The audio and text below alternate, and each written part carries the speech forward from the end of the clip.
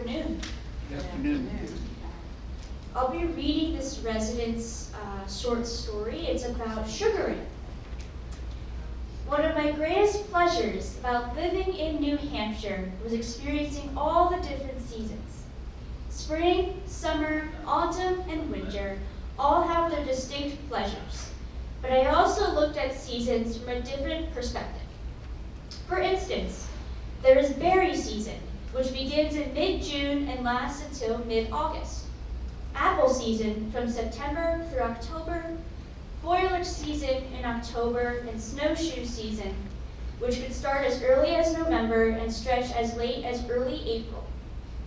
To me, these seasons would usually start sometime in March with sugaring, or maple syrup season. This season would start with a series of warm days alternating with cold nights. This would get the sap in the maple trees starting to run and get people excited. What kind of a season do you think it will be? Everyone will be wondering. Not only would people be looking forward to this first batch of heavenly sweetness, but sugaring season would also signal that, yes, winter would end and spring would arrive. Although winter does have its uniquely charms, after 4 or 5 months of it, one can get a little grumpy. Sugaring would start well before March, when one would check all the taps in their sugar bush, and in the old days, hang a bucket on each tap.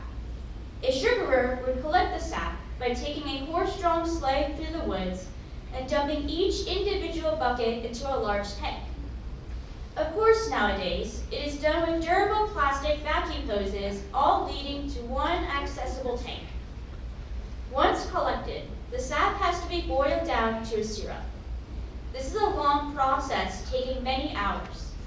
Many people who boil make it a night-long project with friends, a night involving many cups of coffee, conversation about upcoming town meetings, and maybe a drop or two of whiskey. If you go by a sugar house in spring and see what looks like smoke billowing out of the cupola, do not be alarmed. The building is not on fire. It merely means boiling is underway. The process takes so long because it takes 40 gallons of sap to produce 1 gallon of syrup. But the result, gray 8 amber syrup, is perfect sweetness and well worth waiting for. If you are in northern New England in springtime, look for local sugar on snow dinner. After dinner itself, you'll be treated to the perfect dessert, sugar on snow. This is made by gently warming, not boiling, fresh syrup and serving it over a bowl of fresh snow from that last blizzard that Mother Nature has blessed us with, just when you were sure that winter was finally gone. After tasting this delicacy, you too will come to love this first season of the year. Be sure to wear your fleece and bean boots.